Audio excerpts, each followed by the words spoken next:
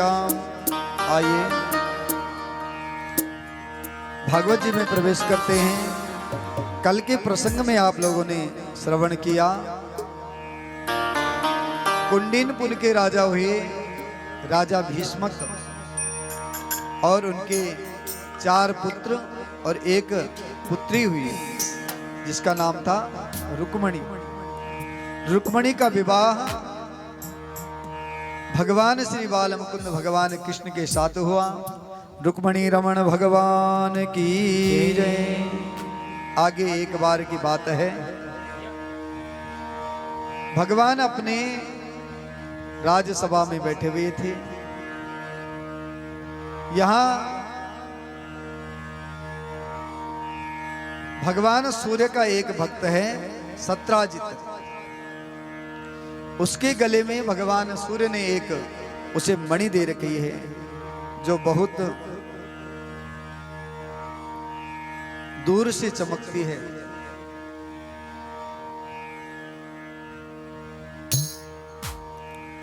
राजा हुए युद्धजित।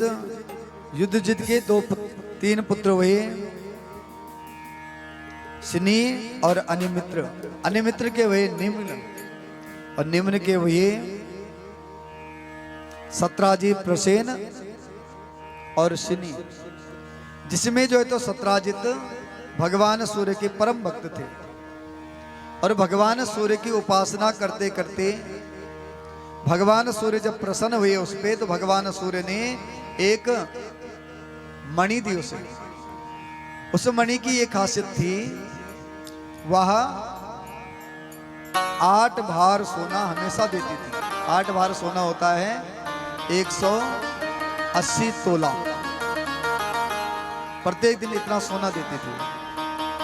एक दिन भगवान बाल मुकुंद अपने पूरे राज्यसभा के साथ राज्यसभा में बैठे हुए हैं। यहाँ से वो राज्यसभा में आता है तो सभी लोग सोचते हैं कि भगवान सूर्य हमको दर्शन देने के लिए आ रहे हैं। सबने भगवान कृष्ण से कहा, प्रभु भगवान सूर्य आ रहे हैं। भगवान सूर्य नारायण का स्वागत करते हैं। तो बोलो वृंदावन बिहारी लाल की, श्रीमद् भागवत महापुराण की, महर भगवान की।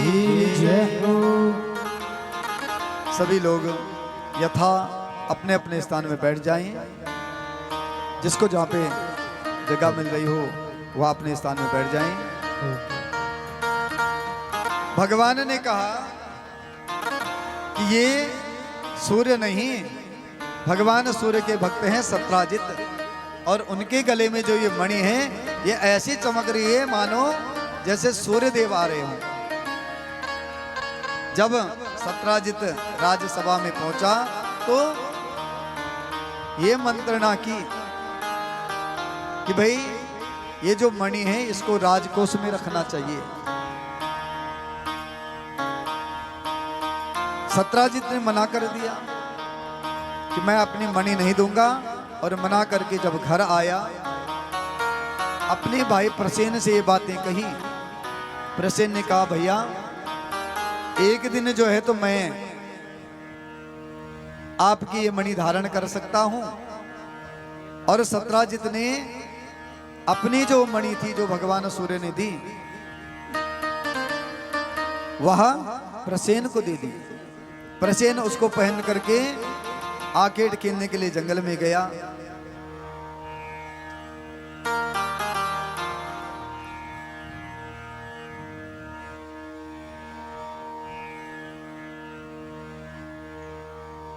प्रसेन आकेट खेलने के लिए जंगल में गया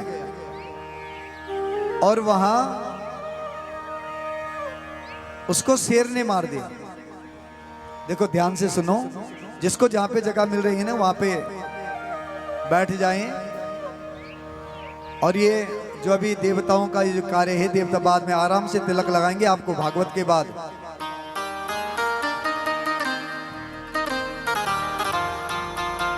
जो देवताओं के पास आ रहे, हमारे महर देवता के पास, भागवत कथा के उपरांत आप सबको आशीर्वाद देंगे हमारे देवता। हमारे उत्तराखंड के पावन देवता होते हैं। इस प्रकार से नहीं तो कथा में अनेक प्रकार के विघ्न आ जाएंगे। तो आप लोग जहाँ पे जो हैं वो वहीं पे बैठ जाएं। जो ये चावल के काम है ये कथा के बाद होगा। जिसको जहाँ पे जगह मिल रही है वो वहीं पे बैठ जाएं। सबको भगवान आशीर्वाद देंगे।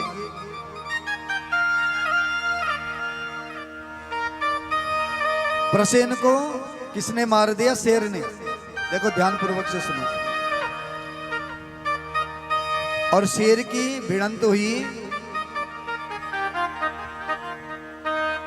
जामवंत जी से। दीक्षराज जामवंत से थे, शेर की भिड़ंत हो गई।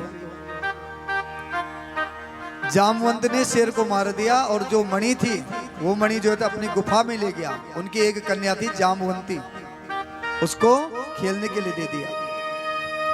यहां जब प्रसेन कई दिन हो गए घर नहीं आया तो सत्राजित ने एक से कहा कि भैया मेरे को लग रहा है कि मेरे भाई का जो हत्यारा है वो कृष्ण है, क्योंकि वो कह रहा था मेरे को कि ये मणि मेरे को दे दिया और मैंने उसको नहीं दिया।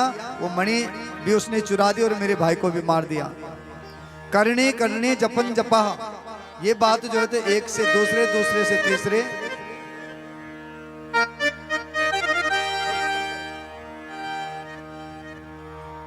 एक से दूसरे, दूसरे से तीसरे, ये बात भगवान कृष्ण के पास पहुंच गई। जब भगवान कृष्ण के पास ये बात पहुंची कन्हैया के पास तो वो खोजने निकले मणि को कि भाई मैंने मणि नहीं चुराई।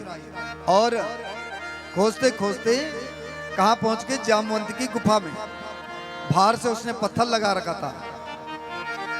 अपने साथ जो सैनिक थे उनको कहा मैं अंदर जाता हूं और अगर मेरे को कुछ हो गया तो तुम लोग कुछ दिन इंतजार करना, उसके बाद जो है तो घर चले जाना। महाराज यहां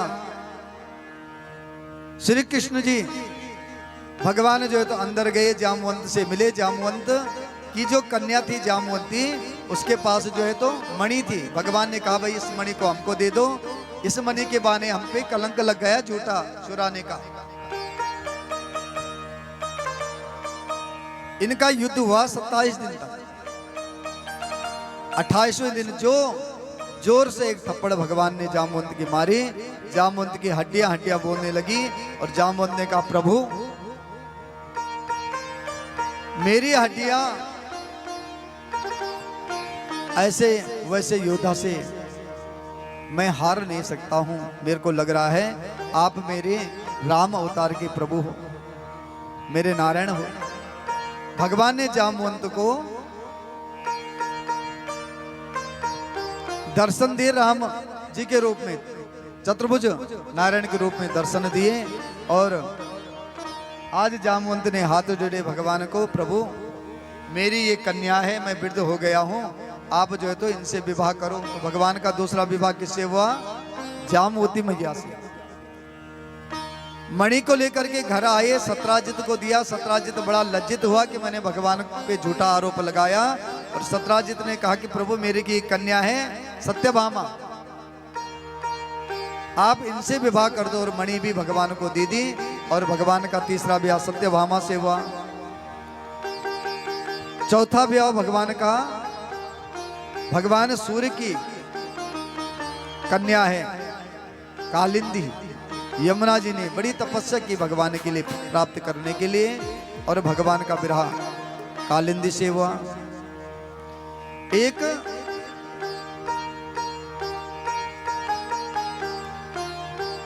राजा अधिदेव हैं, उनकी कन्या है नागनिजिति।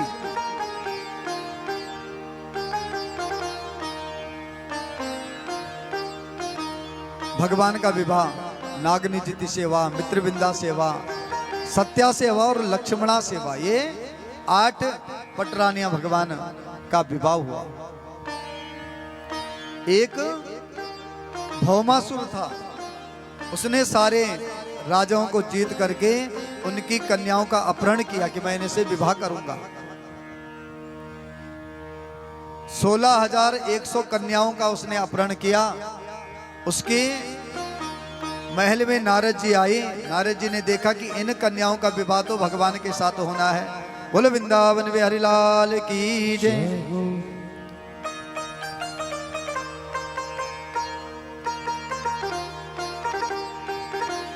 इन कन्याओं का विवाह भगवान के साथ होना है। तो भौमासुर को कहा, भौमासुर जब तक मैं न कहूं तब तक जो है तो तुम इनसे विवाह मत करना, नहीं तो तेरा सर अलग हो जाएगा। जो कहा, भौमासुर ने इन कन्याओं के साथ विवाह नहीं किया, इनको बंदी बना करके रखा। और जब तक विवाह करने का अवसर आता तब तक भगवान ने इस भौमासुर का वध कर दिया। इन 16,100 कन्याओं ने भगवान से प्रार्थना की कि प्रभु अब हमको कोई स्वीकार नहीं करेगा। तो भगवान ने इनके साथ विवाह किया। तो भगवान के पूरे 16,108 विवाह पूर्ण हुए। प्रत्येक कन्याओं से वर्णन आ रखा है। भागवत जी में वर्णन आता है कि प्रत्येक धर्म पत्नियों से इनके 10-10 पुत्र उत्पन्न हुए। हरिवंश पुराण में वर्णन आता है कि इनकी कन्याएं भी हुई।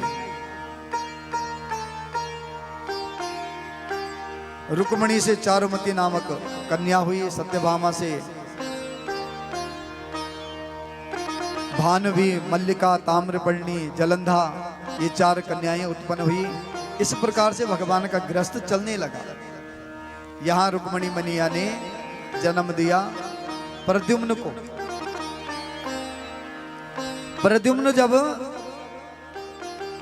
5 दिन का था तो सूतिका गिरा से उसे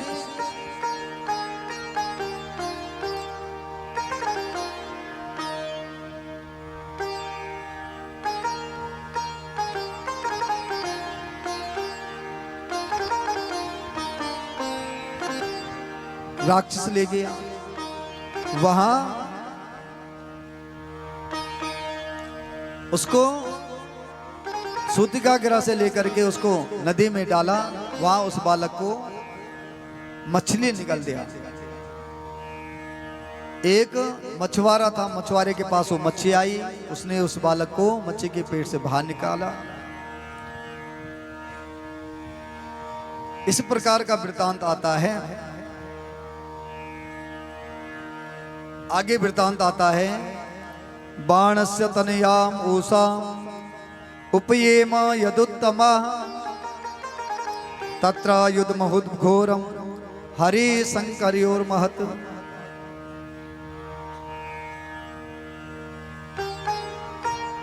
एक राजा जो बलि था, जिसका वर्णन 8वें स्कंद में आया, जिसके यहाँ भगवान ने वामन रूप में जिसको दर्शन दिया, उसका पुत्र है बाण। भगवान शंकर का परम भक्त, और भगवान शंकर की पूजा करके भगवान शंकर ने आशीर्वाद दे रखा है कि तेरे नगर में कोई भी विजय प्राप्त नहीं कर पाएगा, तेरी रक्षा के लिए मैं स्वयं आऊंगा। इसकी एक कन्या हुई उषा। एक दिन उषा ने अपने सपने में एक पुरुष को देखा, और जब सपने में उस पुरुष को देखा तो सपने में ही उसको अपना पति वर्ण कर दिया। इसकी सहेली थी चित्रलेखा। चित्रलेखा जो है तो उषा के पास आई, उषा को कहा कि उषा आजकल जो है तो बड़ी उदास रहती है। तो इस उषा ने कहा कि मेरे सपने में एक पुरुष आया था और प्रति क्षण मेरे को उसकी याद आती रहती है। कहते कौन था? इसने जो है तो चित्रलेखा प्रत्येक के चित्र बना देती थी। देवताओं के चित्र बनाए, गंधर्वों के चित्र बनाए। कहते ये नहीं है। उस समय जो धरातल पर राजा थे, उन राजाओं के चित्र बनाए, उनके लड़कों के चित्र बनाए और बनाते बनाते जब यदुवंशों में आए, भगवान कृष्ण का चित्र बनाया। उषा ने कहा कुछ कुछ लगता है, तो भगवान कृष्ण के पुत्र प्रद्युम्न का चित्र बनाया। कहते कुछ शकल बराबर मिलती है पर ये नहीं है। और प्रद्युम्न के पुत्र अनिरुद्ध का चित्र बनाया, कहते ये है।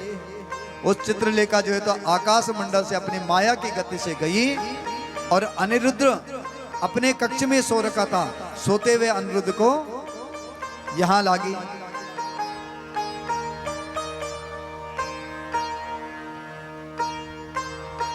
बाणासुर के राज्य में ले आई। एक बाणासुर का मंत्री था कुंभांड। इसने देखा एक दिन कि ये जो कन्या है ये किसी पुरुष के साथ बात कर रही है, तो राजा को बताया बाणासुर को। बाणासुर अपनी कन्या के कक्ष में गया तो पता लगा कि वहां अनिरुद्ध है। इसको बंदी बना दिया गया। यहां 6 महीने हो गए, अनिरुद्ध अभी द्वारिका नहीं आई। नारद जी से पता चला कि अनिरुद्ध जो है तो बाणासुर के कैद में है। भगवान कृष्ण बलराम जी के साथ बाणासुर के पास आए। बाणासुर का और भगवान कृष्ण का द्वंद्व युद्ध हुआ। रक्षा करने के लिए भगवान शंकर आए, तो भगवान शंकर और भगवान कृष्ण का युद्ध हुआ। भगवान शंकर ने अपना रुद्र नामक ज्वर भगवान की तरफ फेंका। भगवान कृष्ण ने उस ज्वर का समन किया और वो ज्वर जो है तो भगवान की सुंदर स्तुति करने लगा। नमामि त्वानंत सक्तम परेशम सर्वात्मनः केवल ज्ञाप्तिमात्रम। हे प्रभु, मैं आपकी शरण में हूं। भगवान शंकर आए, प्रभु ये मेरा भक्त बाणासुर है, इसको छोड़ दो।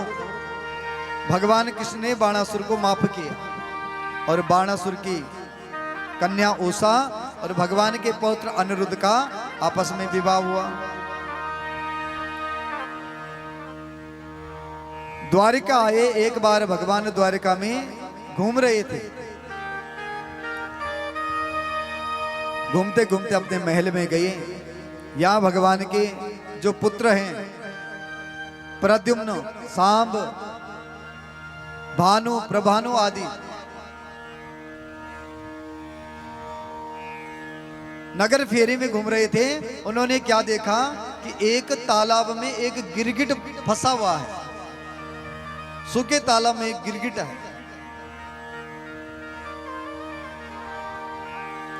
निकालना चाहा कि ये मर जाएगा यहां, परंतु कहते कोई निकाल नहीं पाया। और जब निकाल नहीं पाए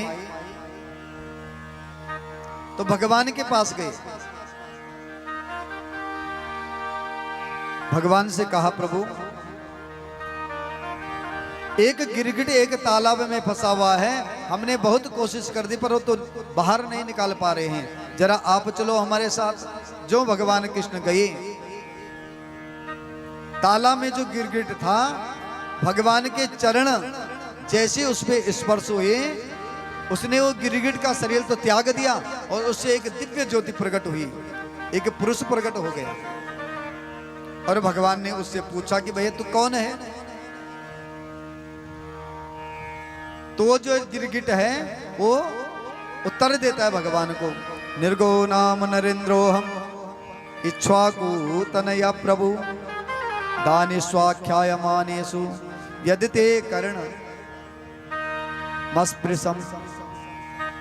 कहते मैं इक्ष्वाकु का पुत्र राजा निर्ग हूं। और अगर कहते हैं आपने कभी दानियों की लिस्ट सुनी हो, दानदाता होते हैं ना, जब कभी तीर्थों में जाओ, कभी भागवत में जाओ, तो अनेक प्रकार के लोग अनेक प्रकार का दान करते हैं। आज भीष्म एकादशी है, जिसको निर्जला एकादशी भी कहते हैं। स्मार्तों की आज होती है और कल वैष्णवों की है। तो जिसने कभी 11 महीने तक एकादशी का व्रत न रखा हो, वो अगर कल व्रत रखे, व्रत की एकादशी कल को है, और कहते हैं उसको 11 एकादशियों का फल मिल जाता है।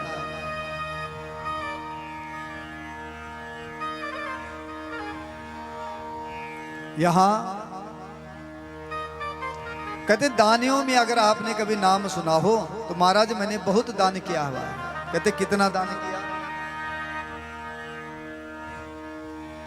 कि पयस्विनीतस्तरुणीशील रूपः गुणोपपन्नः कपिलाहि मसृंगिः यावत्सिक्त्या भूमिर्यावत्या दिवितारका यावत्या वर्षधारश्च तावतीर ददास्मगः।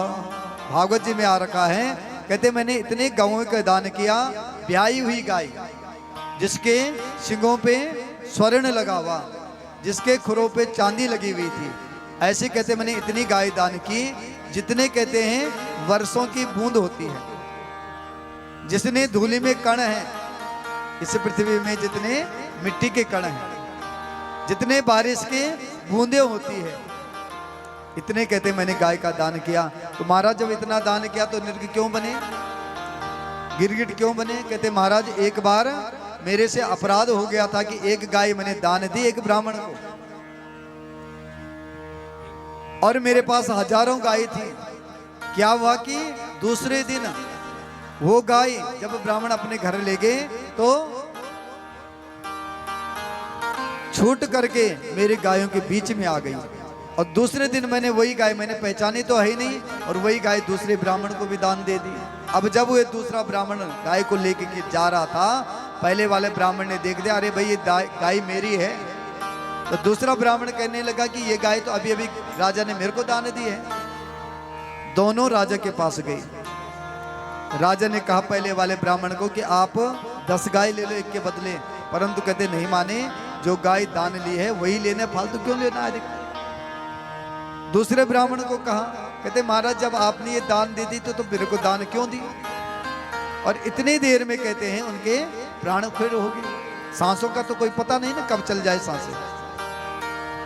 धर्मराज जी के पास गए और धर्मराज जी ने कहा महाराज आपने एक अपराध किया है ब्राह्मणों का, आपने ब्राह्मणों की गाय जो गौरूपी धन है उसको आपने स्वीकार किया है, उसको आपने ग्रहण किया है। छल से, कपट से, जाने से, अनजाने से, अगर कहते हैं देवताओं का धन, ब्राह्मणों का धन घर में आ जाए तो घर का विनाश कर जाता है। स्वदत्ताम परदत्ताम वा ब्रह्मवीर्ति हरेश्चय षष्ठ वर्ष सहस्राणी विष्टायाम जायते कृमि। और कहते हैं इस अपराध से धर्मराज जी ने मेरे को गिरगिट बना दिया। जब मैंने अनुनय विनय किया तो धर्मराज जी ने कहा कि द्वापर युग में भगवान कृष्ण के भक्ति करो, भगवान कृष्ण के चरण स्पर्श होंगे तुमको मुक्ति मिल जाएगी। आज इसको मुक्ति मिली। भगवान ने अपने पुत्रों को समझाया कि इस संसार में लोहे का चूरा तो पाचन हो सकता है, परंतु ब्राह्मणों का और देवताओं का जो धन है वो कभी ग्रहण नहीं करना चाहिए, उससे सारा समूल नाश हो जाता है। आगे जाकर के एक बार भगवान द्वारिका से हस्तिनापुर में आते हैं। जब हस्तिनापुर में आए, यहाँ हस्तिनापुर के राजा हैं युधिष्ठिर। भगवान का स्वागत किया और भगवान से कहा प्रभु क्रतुराजेन गोविंद राजसूयेन पावनी यक्षे विभूतिर्भवतस् तत्संपदाय ना प्रभु। हे प्रभु मैं राजसूय यज्ञ करना चाहता हूं। जैसे हमारे यजमान गजेंद्र सिंह जी ने अपने छोटे भाई के साथ हमारे अपने कुल पुरोहित जी से कहा, आचार्य सुनील पैनुली जी से, कि हम अपने पिताजी के एकोदृष्ट श्राद्ध में श्रीमद् भागवत करना चाहते हैं। तो देखो सतयुग त्रेता द्वापर में जो अश्वमेध यज्ञ का जो फल मिलता था, आज कलयुग में वही फल श्रीमद् भागवत जी से मिल जाता है, इससे बड़ा कोई यज्ञ नहीं है। पुराणानाम इदम तथा 18 पुराण हुए हैं। 18 पुराणों में सबसे श्रेष्ठ पुराणों ने सबसे श्रेष्ठ भागवत को माना है, हमने नहीं माना। उन्हें 17 पुराणों ने सबसे श्रेष्ठ भागवत को माना है। अश्वमेध यज्ञ, अश्वमेध यज्ञ कहते हैं 100 साल तक लगातार यज्ञ करना, वो एक अश्वमेध यज्ञ होता है। जब 100 साल तक लगातार यज्ञ हो, वो एक अश्वमेध यज्ञ कर होता है। ऐसी जो राजा थे अनेक अनेक अश्वमेध यज्ञ करते थे। तो कहा महाराज ये आपकी कृपा दृष्टि के बिना पूरा नहीं हो सकता है। सुंदर स्तुति की प्रभु त्वदुपादुके अभिरितम परिचरन्ति ध्यायन्त भद्र असने शुचयो गृणन्ति बिन्दन्ति ते कमलनाभ भवापवर्गम आशासते यदित आशीष मान्ये। अगर मेरे को आप आशीर्वाद दो तो मैं इस अश्वमेध यज्ञ को कर सकता हूं। भगवान ने कहा भैया युधिष्ठिर, बुआ के लड़के हैं ये, अगर आप इतना बड़ा यज्ञ करोगे ना तो पूरे विश्व में आपकी ख्याति होगी, यश होगा आपका, आप धर्मराज माने जाएंगे, आपकी लोग कीर्ति गाएंगे। परंतु कहते आपके पास कोई धन तो है नहीं। अब अगर धन नहीं होगा तो इतना बड़ा यज्ञ कैसे होगा? अगर धन ना होता तो आज जो ये 7 दिन तक ये भागवत चल रही है, ये कैसे पूर्ण की तरफ जाती?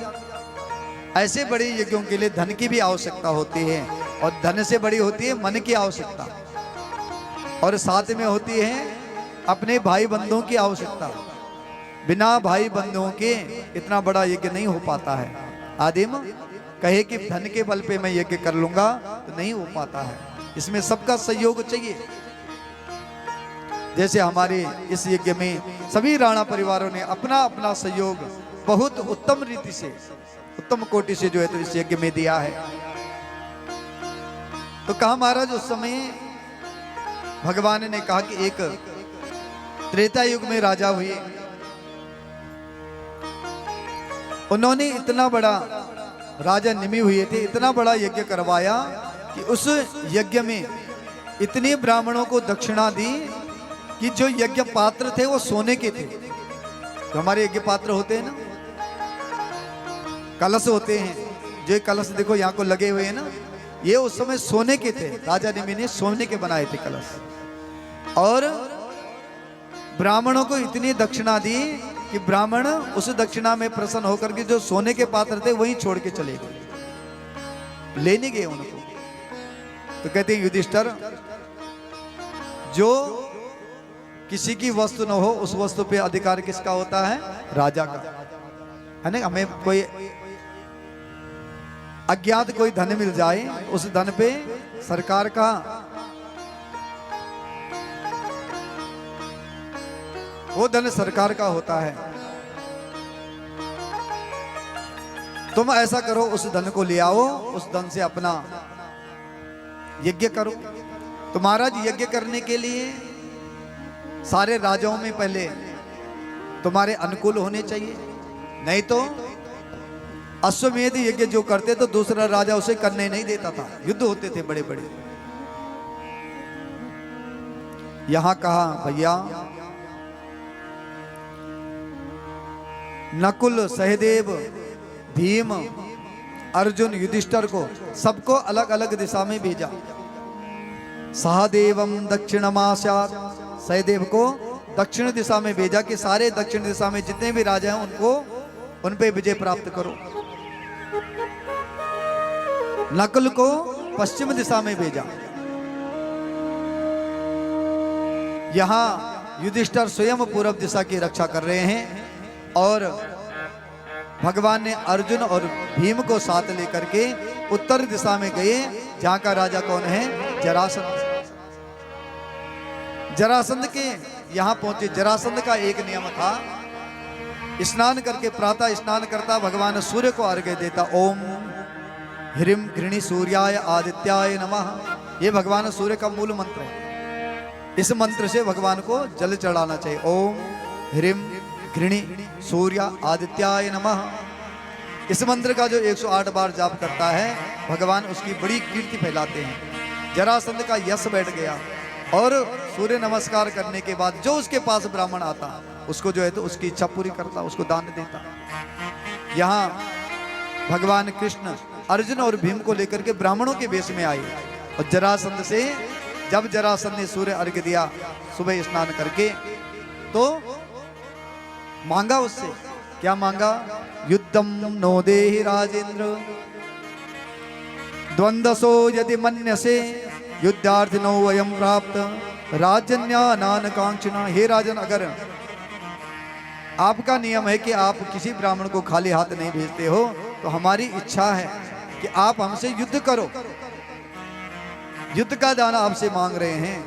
जरासंध ने कहा कि भैया कोई भी ब्राह्मण है ना, वो युद्ध नहीं चाहता। ब्राह्मण तो कहता है सर्वे भवन्तु सुखिनः सर्वे सन्तु निरामया सर्वे भद्राणि पश्यन्तु मा कश्चित् दुःख भाग् भवेत्। सर्वे भवन्तु सुखिनः की भावना होती, युद्ध की भावना नहीं होती। बताओ पहले अपना वास्तविक परिचय बताओ कि तुम कौन हो। तो भगवान ने कहा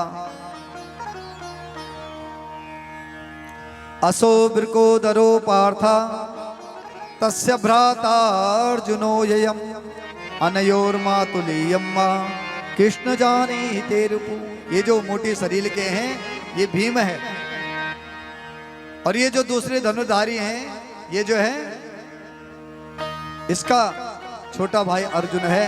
और मेरे को तो तुम जानते हो, मैं तुम्हारा पुराना शत्रु, इनका मामा का लड़का कृष्ण हूं। जरासंध पहचान के जब अपने भेष में आए, जरासंध ने कहा कि भैया ये अर्जुन है ना, ये पतला दुबला पतला है, इससे मैं युद्ध नहीं करूंगा, मल युद्ध, कुश्ती युद्ध करना था। कहते ये एक मैंने इस पे एक मार दिया तो इसकी हड्डी बोल जाएगी। और कहते हैं तुम जो है तो रण छोड़ करके भागते हो, इसीलिए तो भगवान का नाम रण छोड़ पड़ा।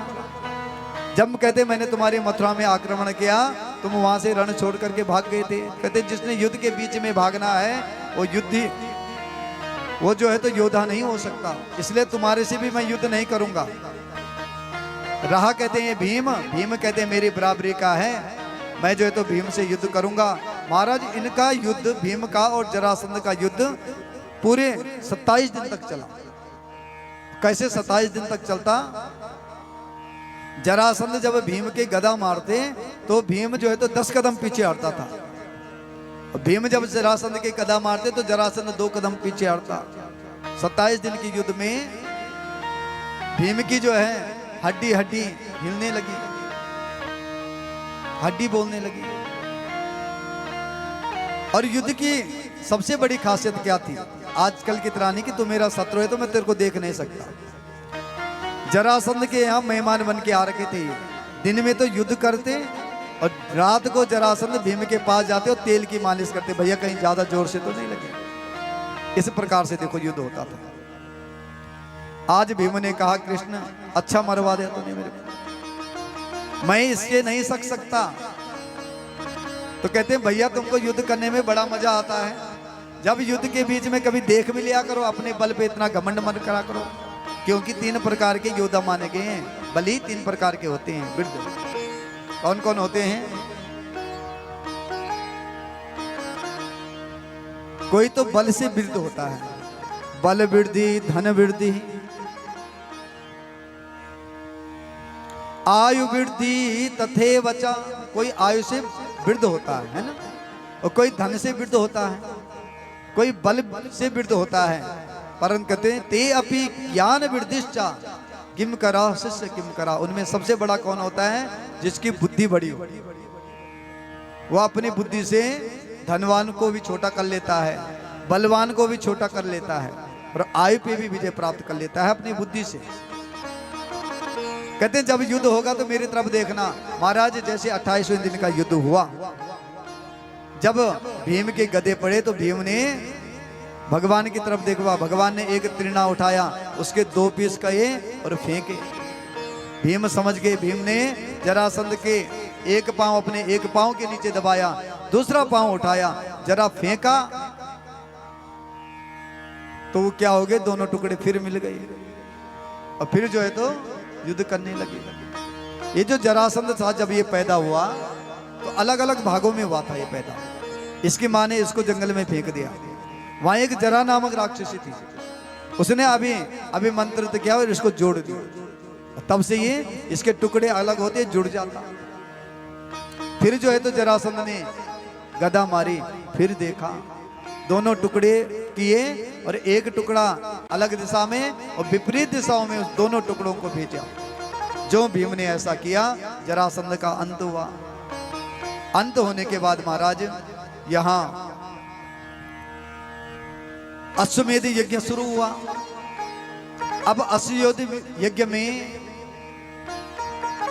किसको क्या करना है, क्या उपाधि देनी है, ये बताया गया। जैसे यहाँ हमारे राणा परिवार ने मंत्रणा कर दी कि छोटे भाई क्या करेगा, बड़ा भाई क्या करेगा, दूसरा क्या करेगा, क्योंकि सारे एक ही पूजा में लगेंगे तो अन्य काम कौन करेगा, है ना। इतने बड़े यज्ञ में जो जिसका काम है उसको उसी से ही पूर्ण फल मिलता है। ऐसा नहीं कि पूजा करने से कम फल हो रहा है और बाहर जो राशन लाना है उससे और कम फल मिलेगा, पूजा से ही ज्यादा फल मिलता है। जो जिसका कार्य बांट रखा है उसको उसी से ही उतना ही फल मिलता है, बराबर फल सबको मिलता है। तो यहाँ जब अश्वमेध यज्ञ शुरू किया गया तो उसमें भीमो महासनाध्यक्षो धनाध्यक्ष सुयोधना सादे वस्तु पूजायाम नकलो द्रव्य साधने। भीम को जो है पाक शास्त्री बनाया गया। भोजन बनाने वाले कौन थे? भीम जी। भीम खूब खाते थे। हमेशा भोजन उसके पास होना चाहिए जो खूब खाता पीता हो, और जो स्वयं आधी रोटी खाता हो तो दूसरे को भी आधी रोटी खिलवाएगा, मार देगा वो भूखा दूसरे को। तो भोजन बनाने वाले रहे भीम जी। और धन का लेखा जोखा, कितना धन खर्च हो रहा है, वो रहा सुयोधन के पास। पूजा में सबसे अधिक मन लगता था सहदेव का, तो पूजा में उसको बिठाया गया कि तू पूजा में बैठ। और नकुल को दूसरे से पैसे लेना, कैसे दूसरे से पैसे लेना है, अगर कोई 5 रुपए देने वाला है तो उसे 100 रुपए ले लेते, ऐसी उनकी बुद्धि थी। तो दूसरे से पैसे कैसे इकट्ठे करने हैं इसका साधन रखा गया नकुल के पास। अर्जुन को सेवा करना अर्जुन को सबसे अच्छा आता था। गुरुदेवों की सेवा कैसे करनी है, अतिथियों को सेवा कैसे करनी है। जैसे यहाँ पे है ना, किसी को प्यास लगी उसको पानी देना, उसको आसन देना, उनका स्वागत करना। ऐसे नहीं कोई आ रहा है, हाँ भाई क्या काम है तुम्हारा, तो जो आ भी रहा है वो भी नहीं आएगा, वो भाग जाएगा, तो फिर यज्ञ कैसे पूरा होगा। तो ये सेवा सौंपी गई थी अर्जुन के लिए।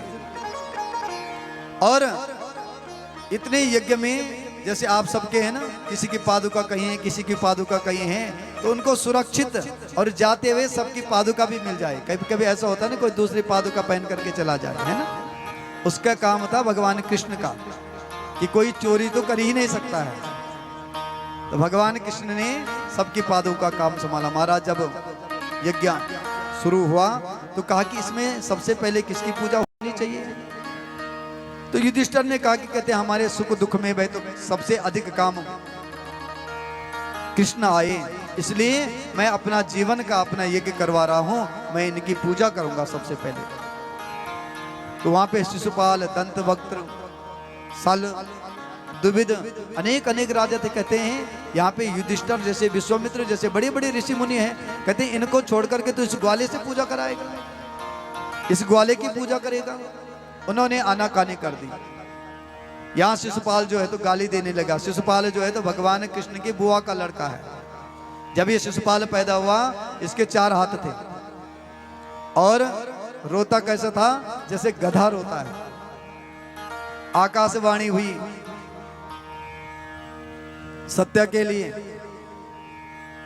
कि जिसकी गोद में जाकर के इसके 2 हाथ समाप्त हो जाएं, इसकी आवाज सही हो जाएगी, उसी के हाथों इसकी मृत्यु होगी। उसी दिन जो है, उस दिन से बुआ जो भी घर में आता उसके पास अपने इस लड़के को देते। एक दिन भगवान कृष्ण गए, कृष्ण के पास जब शिशुपाल को बिठाया, इसके 2 हाथ गायब हो गए।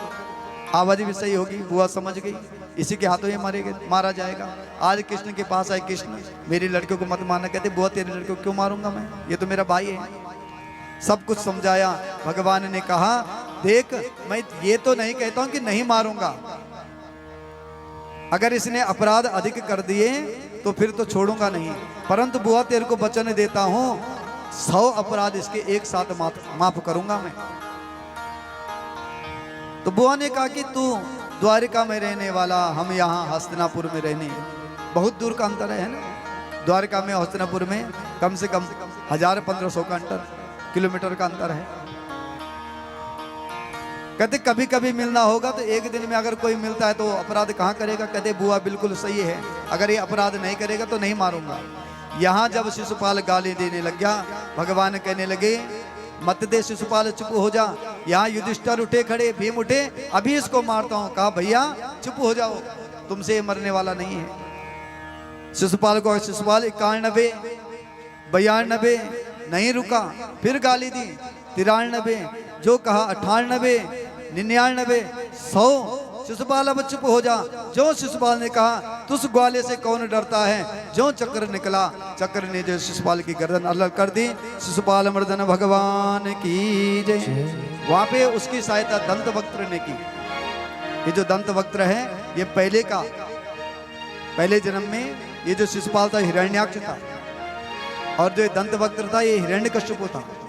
इस जन्म में ये द्वापर में शिशुपाल दंतवक्त्र बन करके आए, दंतवक्त्र का वहां पे उद्धार किया।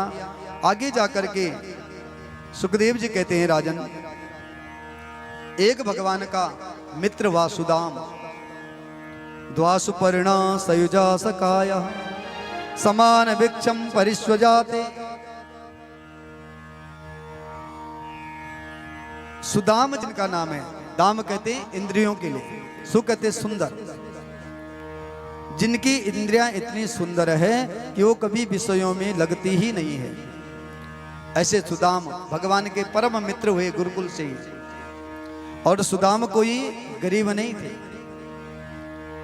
जो हम लोगों ने व्यवहारिक बना रखा है ना कि सुदामा को जो है तो गरीब बना दिया, गरीब ब्राह्मण है, कुछ नहीं है उसके पास। वो भगवान का परम भक्त।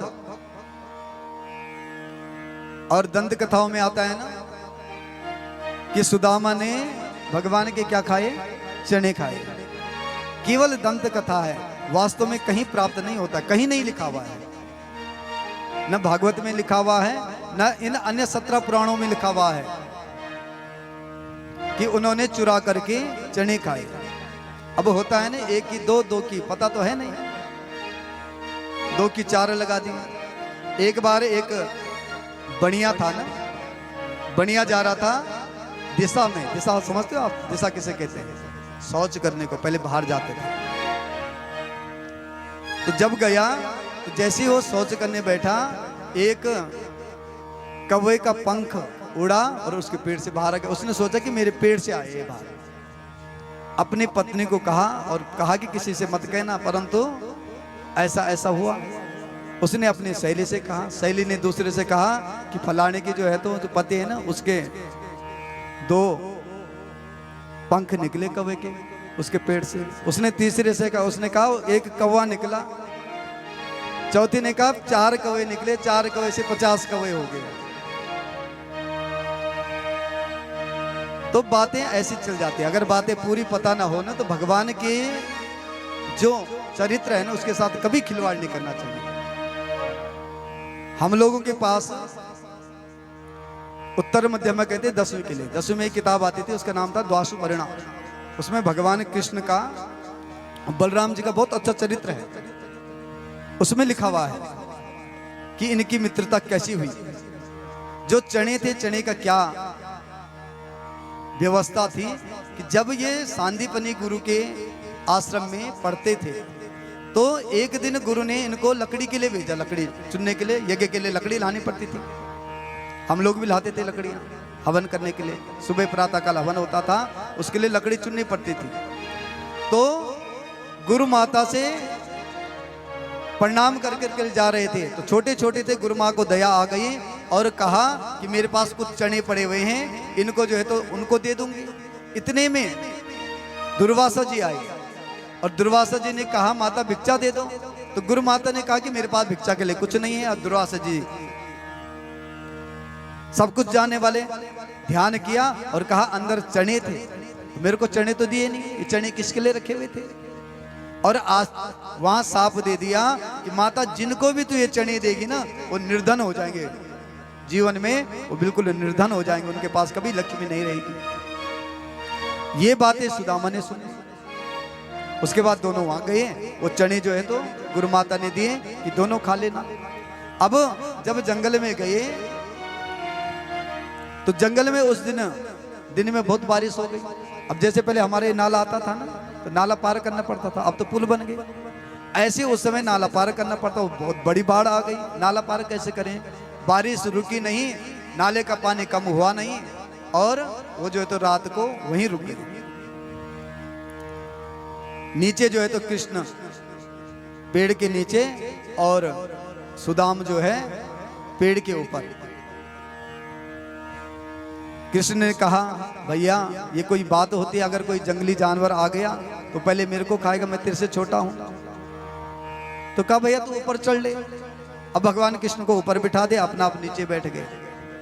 अब मन में सोचने लगे कि ये त्रिलोकी नारायण है, इन चरणों में जो है तो सांप लगा हुआ है। ब्राह्मण का सांप कभी खराब अनर्थ नहीं जाता है, वो सिद्ध होके रहता है। अगर कृष्ण ने ये चने खा दिए ना तो त्रिलोकी जो है तो निर्धन हो जाएगी, इसलिए इसको मैं खा लेता हूं। इसलिए खाए थे, वो चोर के नहीं खाए थे। और भगवान कृष्ण जान गए, कहते मेरे मित्र तूने सारा दुख अपने आप स्वीकार कर दिया, मेरा कष्ट भी ले लिया। जब हम आरती लेते हैं तो आरती लेने का मतलब यही होता है कि भगवान आपके कष्ट में ले रहे हो। हम लोग तो भगवान को देते हैं आरती, हमारे कष्ट ले लो, पर आरती लेने का ही मतलब ये होता है कि प्रभु आपको कोई कष्ट नहीं होना चाहिए, आपको जो कष्ट हो मेरे जीवन में आए, परंतु आपको कोई कष्ट ना हो। यहाँ जब वो चने लिए तो जीवन में निर्धनता आ गई। भगवान ने इसको वचन दिया, एक दिन में जो है तो इसको निवारण करूंगा इसका। यहाँ सुदाम की पत्नी सुशीला, 4 पुत्र हो गए, घर में इतनी निर्धनता है कि बच्चों के लिए खाने के लिए कोई भोजन नहीं। एक दिन भगवान ने विचार किया कि कैसी जो है तो इसकी गरीबी दूर करूं मैं। एक ब्राह्मण बन करके उनके घर में आई, संत बन करके उनके घर में आई। संत हमेशा जो है तो जीवन में सुख दे करके आते हैं। और कहा देवी कुछ भिक्षा दे दो। आज सुशीला ने कहा कि प्रभु हमारे घर में एक लड़का हुआ है, और कहते हैं ना 10 दिन तक जब कोई बालक घर में हो जाए तो 10 दिन तक किसी को भिक्षा नहीं देनी चाहिए। सूतक में किसी को भिक्षा न दे, पातक में किसी को भिक्षा न दे। अगर आप देते हैं तो आप उसके दोषी स्वयं होते हैं। आप करना 10 दिन के बाद आना। 10 दिन के बाद संत आए, कहते महाराज अभी सूतक पूरा नहीं हुआ, आप 1 महीने बाद आना। 1 महीने बाद जब आए महाराज तो संत ने कहा देवी कैसे पुत्र को जन्म दिया है? अधिक से अधिक 21 दिन में तो नामकरण हो ही जाता है, नहीं तो 1 महीने में तो शुद्ध हो जाते हैं। सुशीला ने कहा प्रभु हमारे घर गरीबी नामक पुत्र ने जन्म लिया है, और उसका सूतक कहते तब तक रहेगा जब तक मेरे प्राण हैं। जब ये प्राण चले जाएंगे ना तब उसका सूतक मिटेगा। तो संत ने कहा कि वो गरीबी का जो गरीबी रूपी पुत्र है उसको ही दान मेरे को कर दे। आज सुशीला ने कहा कि मैं अपने गरीब रूपी पुत्र का दान इन संत को करती हूं। जो संत ने जो है तो दान स्वीकार किया। महाराज उसके मन में आया, शाम को सुदाम घर आए, कहा प्रभु आपके मैंने सुना है कि एक मित्र है कृष्ण। कहते वही कृष्ण है जो द्वारिकाधीश है? कहते हाँ सुशीला वही कृष्ण है। कहते बिल्कुल परम मित्र है? कहते परम मित्र नहीं, मेरा लंगोटिया यार है वो। कहते अभी पहचानते हैं तुम्हें? कहते क्यों नहीं पहचानेगा? कहते तुम उसके पास कभी गए? कहते हैं सुशीला कभी गया तो नहीं, जब से गुरुकुल से आए हम मिले नहीं।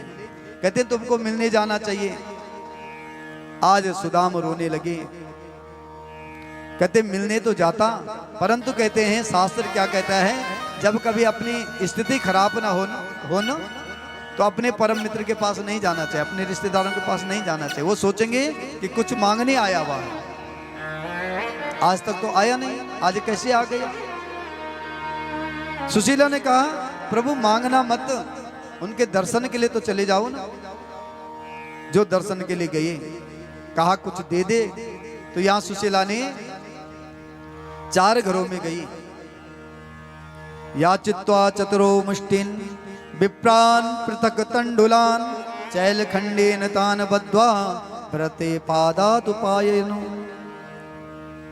चावल के कण ले गए, उसको 4 मुट्ठी को एक कपड़े पे बांधा और सुदामा को भेज दिया। जो सुदामा चलने लगे, द्वारकापुरी के बाद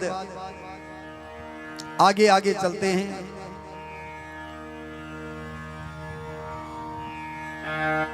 द्वारकापुरी के लिए आगे आगे प्रस्थान किया।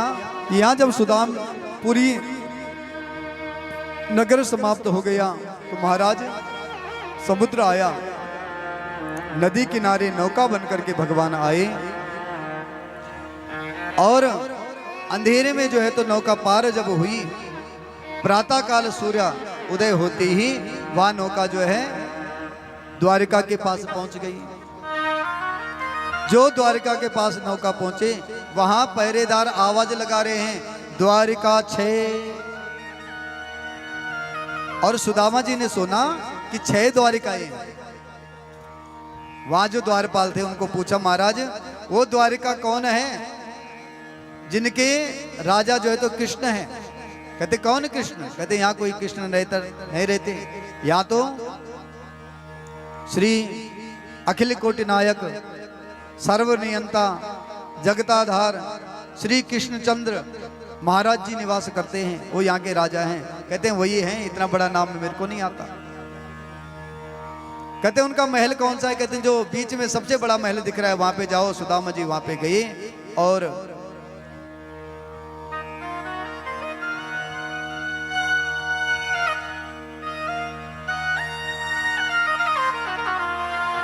द्वारपालों से पूछा महाराज यही कृष्ण जी का महल है? कहते हैं हाँ है। कहते हैं उनसे कहो कि तुम्हारा मित्र सुदाम तुमको मिलने के लिए आ रखा है। अभी यहाँ पे दिखाते हैं व्यवहारिक में कि द्वारपालों ने उनको रोका है, जबकि भगवान ने पहले कहा है। जब बैकुंठ में जय और विजय ने रोका तो जय और विजय को साप लगा, वही हिरण्याक्ष हिरण्यकश्यप बने, रावण कुंभकर्ण बने। तो भगवान ने अपने द्वारपालों से कह रखा है द्वारिका में कोई भी ब्राह्मण अगर कपट भेष में भी यहाँ आ गया तो उसको रोकना नहीं है। ब्राह्मणों के लिए सीधे जाना था। यहाँ सूचना जो भगवान के पास पहुंची, प्रभु कोई द्वार पे आ रखा है।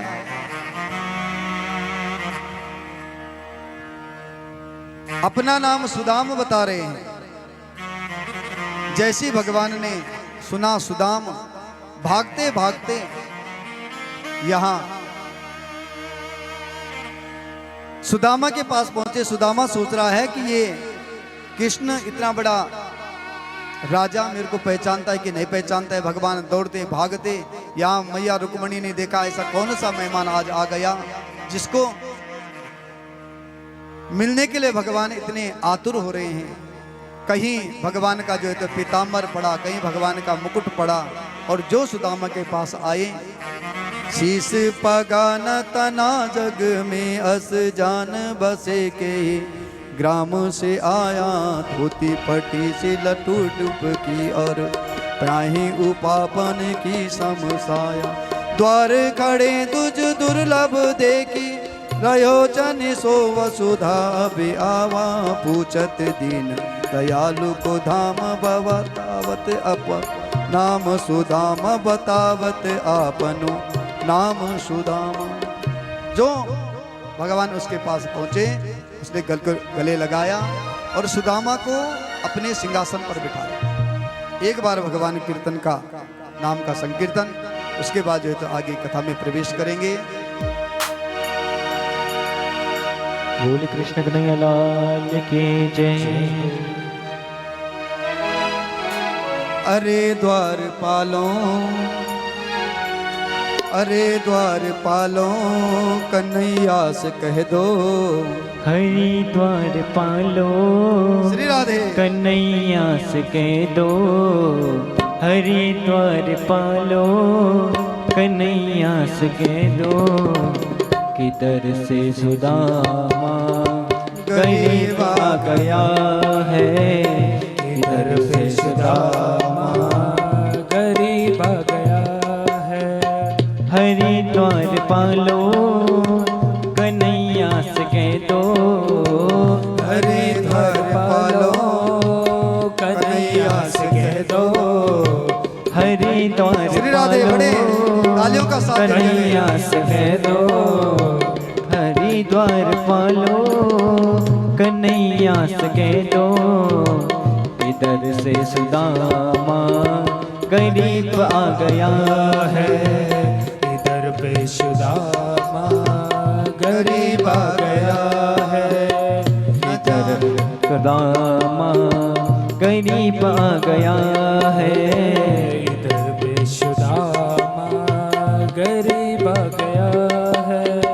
भटकते भटकते न जाने कहाँ से। भटकते भटकते न जाने कहाँ से। भटकते भटकते न जाने कहाँ से। भटकते भटकते न जाने कहाँ से। इधर से सुदामा गरीब आ गया है। इधर से सुदामा गरीब आ गया है।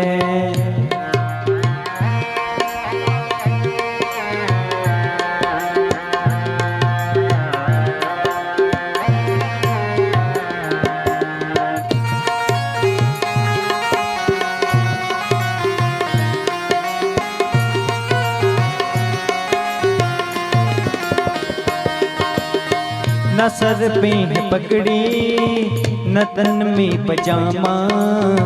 बता दो कन्हैया को नाम है सुदामा। बता दो कन्हैया को नाम है सुदामा।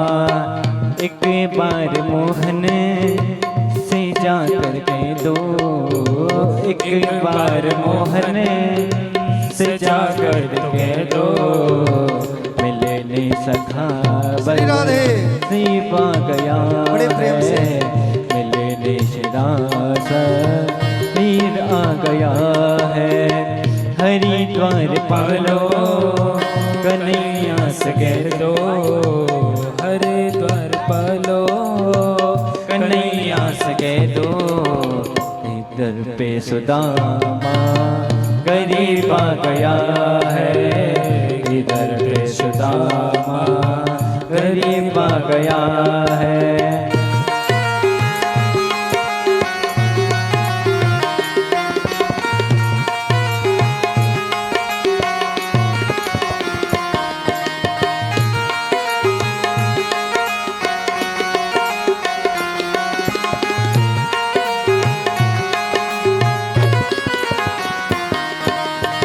सुनते ही दौड़े चले आए मोहन। सुनते ही दौड़े चले आए मोहन। वो सुनते ही दौड़े चले आए मोहन। सुनते ही दौड़े चले आए मोहन। लगाया गले से सुदामा को मोहन। लगाया गले से सुदामा को मोहन। हुआ रुक्मणी को बहुत ही अचंभ। हुआ रुक्मणी को बहुत ही अचंभ। हुआ रुक्मणी को बहुत ही अचंभ। हुआ रुक्मणी को बहुत ही अचंभ। यह मेहमान के अजीब आ गया है। ये मेहमान के साथ अजीब आ गया है। हरिद्वार पालो कन्हैया से कह दो, हरिद्वार पालो कन्हैया से कह दो, इधर पे सुदामा गरीब आ गया है, इधर पे सुदामा गरीब आ गया है, इधर पे सुदामा गरीब आ गया है, इधर पे सुदामा गरीब आ गया है। बोलो वृंदावन बिहारी लाल की जय हो। जय जय श्री राधे श्याम। जो आसन पे बिठाया और माँ रुक्मणी को कहा, रुक्मणी ब्राह्मण हमारे घर में आए हैं। ब्राह्मणों के संतों के जब घर में आए तो पाँव का प्रक्षालन करना चाहिए। कहते हैं इनका प्रक्षालन करें। तीर्थम कुर्वन्ति तीर्थानि, ये स्वयं तीर्थ होते हैं। पानी लेने के लिए भेजा और जो भगवान ने सुदामा के पांव देखे उनमें एक कांटे ने अनेक कांटे लगे हुए हैं। जब हाथ से कांटे नहीं निकले तो दांतों से कांटे निकाले। जो दांतों से कांटे निकाले रोने लगे। देख सुदामा की दीन दशा, करुणा करके करुणा निधि रोए, पानी पर आग को हाथ जुओ नहीं, नैनन के जल से पग धोए, नैनन के जल से पग धोए। रोते रोते जो है तो पांव प्रक्षालन किया, अपनी पत्नी को आशीर्वाद दिलवाया। रुक्मणी आई, उसके बाद जामवती आई, सत्यभामा आई, कालिंदी आई, मित्रबिंदा आई, लक्ष्मणा आई। कहा कृष्ण कितनी पत्नियां हैं? कहे भैया आशीर्वाद देती रहो, पूरी लंबी लाइन है। कहते हैं ऐसा करो, मेरा हाथ तो थक जाएगा। पहले कहा सौभाग्यवती भवा, फिर कहा भव भवा। कहते तुम आशीर्वाद ले लो तो सबको आशीर्वाद मिल जाएगा। देखो ऐसे होते हैं भक्त जो भगवान को भी अपने चरणों में झुका देते हैं। भगवान कहा, भगवान ने अहम भक्त पराधीनो। यहां सुशीला का संदेश था भगवान के लिए। प्रभु एक माह दो पाख में, एक माह दो पाख में, एक एकादशी होई, मेरे घर गोपाल जी नित्य एकादशी होई। कहते एक महीने में दो पक्ष होते हैं और उन दो पक्षों में दो ही एकादशी आती है। परंतु हे कन्हैया हमारे घर में तो हमेशा एकादशी, कभी भोजन नहीं बनता। कोई पता नहीं किसी दिन भोजन आ जाए। भगवान ने आशीर्वाद दिया आज सुशीला को। भाभी जो होनी थी सो हो गई, अब नहीं ऐसी होई, तेरे घर भाभी जी नित्य द्वादशी हो। कहते हैं जो होनी थी तुमको, जो दुख मिलना था वो दुख मिल गया। अब जो है तो तुमको सुख ही सुख मिलेगा। यहाँ जो है तो गुप्त ही गुप्त में यहाँ सुदामा को त्रिलोकी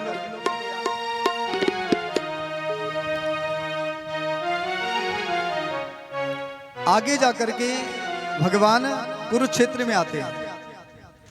वहां अपने सारे ब्रजवासियों से मिले और सुखदेव जी ने 10वें स्कंद के 90 अध्याय को विराम दिया।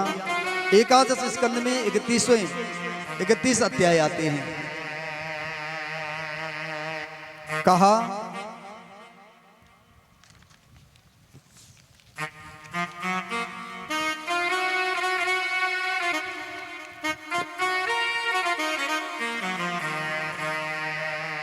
जो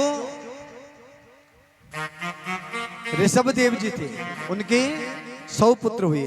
बड़े पुत्र का आख्यान तो राजा भरत जी का 5वें स्कंद में आता है। और उनके जो 9 पुत्र हुए अवधूत, उनका सुंदर आख्यान बताया। कहा कि मनुष्य को भगवान की भक्ति निश्चित करनी चाहिए। दुर्लभो मानसो देहि देहिनाम अपि दुर्लभा, तत्रापि दुर्लभो मन्ये प्रिय वैकुंठ दर्शनम। सुंदर गुप्त ज्ञान दिया। कहा ये जो जीवन है ना, ये जो मनुष्य जीवन है, ये 84 लाख योनियों के बाद प्राप्त हुआ है। और उसके बाद भी कहते हैं इस जीवन का कोई भरोसा नहीं है, क्षण भर का ये जीवन है। उसमें भी अगर परमात्मा प्राप्त नहीं हुए तो हमको किसी भी योनि में प्राप्त नहीं हो सकते। उद्धव को सुंदर ज्ञान दिया। उद्धव, यावत् सर्वेषु भूतेषु मद्भावो नोपजायते तावत् उपासते देवम वाक्मनः कर्म कायभी। हे उद्धव, इस संसार में रह करके सारे कर्म करने चाहिए, परंतु वो कर्म मेरे को अर्पण करना चाहिए और सभी प्राणियों में जो है तो मेरा भाव रखना चाहिए, तब जा करके मेरी भक्ति प्राप्त होती है। नहीं तो कहते दान देने से, तप करने से मेरी भक्ति प्राप्त नहीं होती। कुर्या सर्वाणि कर्माणि मदर्था सनके स्मरन मैया अर्पित मनश्चित्तो मद्धर्मात्म मनोरति। जो धर्म है यही श्रेष्ठ धर्म है कि मन जो है तो मेरे चरणों में लग जाए। और कहा उद्धव, अब मेरे जाने का समय हो गया है। भगवान ने ब्राह्मणों के शाप से सारे यदुकुल का नाश करवाया और उद्धव को अंतिम ज्ञान दिया। उद्धव, तुम जो है तो बद्रिका आश्रम अलकनंदा के तट पर जाओ और मेरा सिमरन करो। रोने लगे उद्धव, कहते प्रभु जब आप जा रहे हैं तो आपके भक्त आपका दर्शन कैसे करेंगे? तो भगवान ने कहा उद्धव तुम वहां जाओ और जिसको मेरा दर्शन करना हो, मेरा जो तेज है वो श्रीमद् भागवत जी में प्रविष्ट हो जाएगा। तेने यम वागमयी मूर्ति प्रत्यक्षु कृष्ण एवहि स्वीकृतोऽस्मि मया नाथ मुक्त्यर्थम भवसागरे। कहते हैं अगर भगवान कृष्ण का कभी दर्शन करना है तो श्रीमद् भागवत जी का दर्शन करना चाहिए। इससे सारे जीवन के ताप साप सब प्राप्त मिट जाते हैं। एकादश स्कंद में उद्धव को दिव्य ज्ञान दिया और 31वें अध्याय को विराम करके कहा 12वें स्कंद में कहते हैं कि आगे जाकर के कलयुग में ऐसे ऐसे राजा होंगे, कहते हैं जो सबसे अधिक चोर होगा वो सबसे अधिक सत्यवादी माना जाएगा। पाखंडा निरता संधु, जो अपना बड़ा भेष बनाएगा वो सबसे बड़ा संत माना जाएगा। और कहते हैं मनुष्य की जो आयु है ना वो 20 और 30 वर्ष की होगी, परम आयु। जैसे इस समय परम आयु 120 साल की है, कलयुग के अंतिम चरण में जो मनुष्यों की आयु होगी बताया 20 और 30 साल की होगी। और 7 वर्ष भवेत कन्या पिता महिम च कथ्यते, 7 साल की जो लड़की है वो दादी कहलाएगी। जो मिर्च के वृक्ष होते हैं ना, इसमें कहते हैं चढ़ने के लिए सीढ़ी लगानी पड़ेगी। मनुष्य की जो ऊंचाई है 1 अंगूठे मात्र की रहेगी। ये कलयुग का परिभाषा बताया गया है। जब कलयुग में बहुत अत्याचार हो जाएंगे, धर्म बिल्कुल विपरीत हो जाएगा, जो वर्ण व्यवस्था ये सब समाप्त हो जाएगी। ब्राह्मण क्षत्रियों से विवाह करने लग जाएगा, क्षत्रिय ब्राह्मण से विवाह हो जाएंगे, वैश्य क्षत्रियों से, क्षत्रिय वैश्य से। जब ये बिल्कुल वर्ण व्यवस्था समाप्त हो जाएगी तब उत्तर प्रदेश के संभल नामक ग्राम में भगवान कल्कि अवतार लेंगे और सारे अधर्मों को नाश करके फिर से धर्म की स्थापना करेंगे। और कहा राजन, मैंने तुमको सारा सार समझा दिया है, अब तो तेरे मन में कोई दुविधा नहीं है। तो परीक्षित जी सुखदेव जी को हाथ जोड़ते हैं और कहते हैं गुरुदेव, मैं मर नहीं सकता, मुझे कोई मार नहीं सकता। मैं मर नहीं सकता, मुझे कोई मार नहीं सकता। मैं मर नहीं सकता, मुझे कोई मार नहीं सकता। मैं मर नहीं सकता, मुझे मार नहीं सकता। मैं मर नहीं सकता, मुझे कोई मार नहीं सकता। मैं मर नहीं सकता, मुझे कोई मार नहीं सकता। गुरुदेव, अब जो मरने का जो भय है मेरे को तनिक नहीं है। ये शरीर जाए न जाए, रहे न रहे, परंतु कहते हैं मेरी आत्मा अजर अमर है। मैं भगवान का वो अंश हूँ जो मरता नहीं है। गुरुदेव ने जब देखा कि अब राजा परीक्षित को परिपक्व ज्ञान हो गया है, कहते हैं राजन कुछ देर बाद तेरे को डसने के लिए तक्षक आएगा, उससे पहले प्राणायाम करके अपने आत्मा को निकाले देना, तेरे शरीर को ही केवल डसेगा, तू मर नहीं सकता है। परंतु कहते हैं जब तक मैं यहाँ पे हूँ तब तक परीक्षित तब तक ये तक्षक आ नहीं सकता। क्यों? संतों के सामने काल नहीं आता है, मृत्यु नहीं आती है।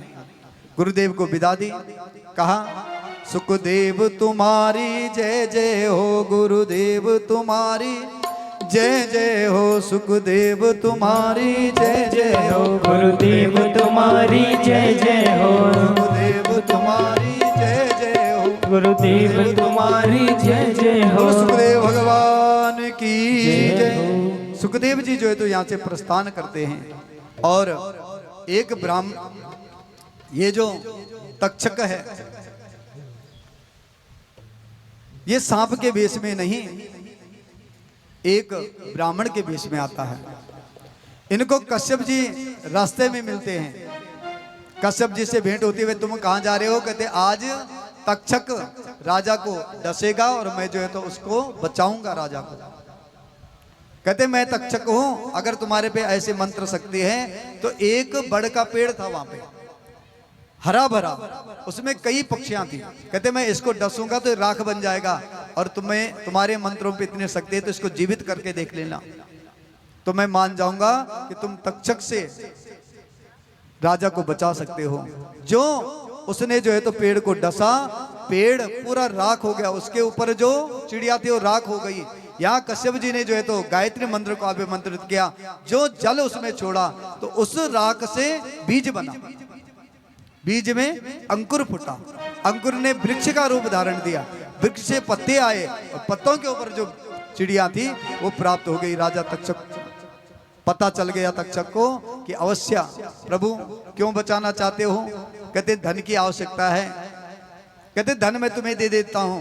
यहाँ कश्यप जी ने दृष्टि देखी, ध्यान लगाया, कहा कि अब परीक्षित की केवल एक घड़ी का समय है परीक्षित के पास, अगर मैं उसको बचाऊंगा भी तो एक घड़ी वो जीवित रहेगा, इससे अच्छा ये है कि मैं यहाँ से लौट जाता हूँ, मेरा नाम कलंक लगेगा कि परीक्षित को बचाने के लिए कश्यप आए थे और नहीं बचा पाए। कश्यप जी वहीं से विदा करते हैं। तक्षक जो है तो ब्राह्मणों के वेश में आता है। यहाँ आज तक्षक को परीक्षित को मिलने के लिए किसी को भी आज्ञा नहीं है। यहाँ ये जो ब्राह्मण वेश में आया है द्वारपालों से कहता है भैया अगर वहां नहीं जाना है तो ये फल ले जाओ, मैं फल लेकर के राजा परीक्षित के लिए फल लाया हूं। फल अंदर गए, इस तक्षक ने एक रूप तो बाहर था, एक रूप उस फल के अंदर रख दिया। जो परीक्षित ने फल लिया हाथ में, वहीं से तक्षक आया, उसके शरीर को डसा और राजा परीक्षित जी को मुक्ति मिली। आगे जाकर के एक ब्राह्मण थे, भगवान की बड़ी तपस्या की, भगवान शंकर की, उनकी कोई पुत्र नहीं था। भगवान की जब तपस्या की तो भगवान ने कहा कि पुत्र तो मिलेगा परंतु इसकी आयु 5 साल की होगी। जब पुत्र पैदा हुआ तो मन में रहता कि मेरा लड़का हो तो गया परंतु इसकी उम्र केवल 5 साल है। जब वो साल भर का हो गया संस्कार दे महाराज, काशी में रहता है कि जितने भी संत आए सबके पांव में पड़ जाना। यहां 4 साल 11 महीने के हो गया। ये बच्चा कितने साल का हो गया? 4 साल 11 महीने का, 1 महीना शेष है इसकी उम्र को। भगवान शंकर के मंदिर में ले गए। अनेक बड़े बड़े ऋषि मुनि जो है तो भगवान काशीनाथ के दर्शन करने के लिए आते थे। वहां सबके बालक जो है तो चरणों में बंदन करता, दंडवत करता। एक दिन यहाँ से शक सनंदन सनत चारों ऋषि कुमार गए और जैसे उस बालक ने प्रणाम किया कहते चिरंजीवी भवा। जैसी कहा ब्राह्मण देवता ने सुना, महाराज हाथ पकड़ दिया, कहते आपने मेरे बालक को चिरंजीवी का आशीर्वाद दिया। कहते कैसे हो सकता है, इसकी उम्र तो केवल 1 महीने शेष है। कहते जब बोल दिया तो देखते हैं। यहां ब्राह्मण को कहा इस बालक को हमको दे दो। बालक को लेके साथ में ब्रह्मा जी के पास गया। कहते बेटे साष्टांग प्रणाम करो। जो ब्रह्मा जी को प्रणाम किया, कहा महाराज चिरंजीवी भवा। और यहाँ सनक सनंदन सनत कुमार ने कहा ब्रह्मा जी इसके आयु तो केवल 20 दिन बची हुई, कैसे चिरंजीवी रहेगा? कहते हैं जिसने मेरे मुख से निकाला उसी के पास वही करेगा। जो महाराज ब्रह्मा जी ने कहा इस बालक को भगवान काशी विश्वनाथ के मंदिर में जाओ और एक दिव्य मंत्र दिया, ओम त्र्यंबकम जजामहे सुगंधिम पुष्टिवर्धनम उर्वारुकमेव वंदनात् मृत्योर्मोक्षीयमामृतात्। इस दिव्य मंत्र का जप करवाया। जो धर्मराज जी वहां पे आए, यहां इस बालक ने भगवान शंकर के पिंडी को हाथों से पकड़ लिया, दोनों हाथों से जो पिंडी को पकड़ा, गले लगाया, प्रभु मेरे को बचाओ, मेरे को बचाओ। धर्मराज जी की ये हिम्मत नहीं कि अंदर चल जाएं। भगवान वहां पे प्रकट हो गए। भगवान शंकर ने कहा कि क्यों धर्मराज जी क्यों परेशान कर रहे हो मेरे भक्त को? प्रभु इसकी आयु आज समाप्त है। कहते आज इसकी आयु समाप्त है। कहते आपने ही व्यवस्था की हुई है। तो भगवान ने कहा जब मैंने व्यवस्था की हुई है तो मैं इसको अपने 100 वर्ष की आयु देता हूं। अब भगवान की देखो 100 वर्ष की आयु जब इसको मिल गई तो ये अजर अमर हो गया। वो ब्राह्मण और कोई नहीं थे, मृकंडू ऋषि थे और इनका वो पुत्र मार्केंडी ऋषि जो आज भी जो है तो अमर है, चिरंजीवी हैं। और अंतिम में भागवत के पुनरावृत्ति का वर्णन आता है। भागवत के प्रारंभ में पद्म पुराण से 6 अध्याय हैं जो माध्यम के हैं। उसके बाद प्रथम स्कंद आता है, उसमें 19 अध्याय, द्वितीय स्कंद में 10 अध्याय, तृतीय स्कंद में 33 अध्याय और चतुर्थ स्कंद में 31 अध्याय हैं। पंचम स्कंद में 26 अध्यायों का वर्णन आता है। छठे स्कंद में 19 अध्याय, सप्तम स्कंद में 15, अष्टम और नवम स्कंद में 24 अध्यायों का वर्णन आता है। और सूत जी सौनक आदि ऋषिगणों को कह रहे हैं कि महाराज 10वें स्कंद में 90 अध्याय हैं। इसमें सबसे पहले भगवान की गर्भ स्तुति, भगवान का जन्म, पूतना का मर्दन, फिर अगासुर का मर्दन, फिर बिकासुर मारा, फिर तृणावर्त का मर्दन किया, फिर भगवान ने माखन चोरी का वर्णन आता है, फिर यमलार्जुन का उद्धार, उसके बाद ब्रह्म स्तुति, उसके बाद कालिया का उद्धार किया भगवान ने, दावाग्नि का पान किया, ब्राह्मण पत्नियों पर जो है तो उद्धार किया, गोवर्धन 7 दिन तक गोवर्धन धारण किया। उसके बाद भगवान ने 5:28 से लेकर के 33वें अध्याय तक महाराज का वर्णन है। उसके बाद अक्रूर जी का वर्णन आता है और अक्रूर जी के द्वारा भगवान जो है तो मथुरा में जाते हैं, वहां कंस का दमन होता है। उसके बाद भगवान का सांदीपनि ऋषि के आश्रम में जाना, भगवान का 60 दिन में 60 कलाओं का अध्ययन पूर्ण करना, कुब्जा का उद्धार, यहां भगवान ने कुब्जा का उद्धार करवाया, उद्धव को दिव्य ज्ञान दिया, जरासंध की सेना पे जो है तो विजय प्राप्त की, दंत वक्त्र का उद्धार किया, काल यवन का उद्धार किया, मुचकुंदू ने भगवान की सुंदर स्तुति की, भगवान का रुक्मिणी आदि 16,108 रानियों से विवाह, भगवान के संतानों का विवाह का वर्णन, पूरे महाभारत का वर्णन आता है। उसके बाद जो है तो भगवान कुरुक्षेत्र में जाकर के वहां सूर्य ग्रहण में पूजन करते हैं और पूजन करने के बाद इन यदुवंशों की बुद्धि विपरीत हो गई। इन्होंने जो है तो मदिरा पान किया और आपस में लड़ गए, जैसे हम लोग करते हैं ना, कभी विवाह हुआ, विवाह के बाद क्या होता है, सत्यनारायण की कथा, नीचे कमरे में तो सत्यनारायण की कथा और ऊपर छत में कुछ और हो रहा है। तो कहते हैं सबसे बड़ा अपराध माना जाता है ये भगवान की कथाओं का। जिस दिन ये पार्टी करनी हो ना तो भगवान की कथा नहीं रखनी चाहिए, है ना, उस दिन राक्षसी बन के रहो। और जब मनुष्य बनने हैं, मनुष्य बन करके अपना उद्धार करना है, कथा सुननी है, तो उस दिन ये काम नहीं करना है, फिर राक्षस नहीं बनना है। ये बने तो इनके पूरा यदुवंश समाप्त हो गया। एकादश स्कंद में 31 अध्याय आते हैं, उद्धव को परम ज्ञान मिलता है। और द्वादश स्कंद में 13 अध्याय, अंतिम मंत्र का उच्चारण आए आप सब लोग हमारे साथ करेंगे। एक बार भगवान के नाम का संकीर्तन जो इस प्रकार से करता है तो पूरे 7 दिनों का उसको फल मिल जाता है। नाम संकीर्तनम यस्याह, मेरे साथ बोलेंगे सारे, आप कोशिश करना बोलने की, कि नाम संकीर्तनम यस्याह सर्व पाप प्रणाशनम प्रणामो दुख शमनम तम नमामि हरिं परम नाम संकीर्तनम यस्याह सर्व पाप प्रणाशनम प्रणामो दुख शमनम तम नमामि हरिं परम।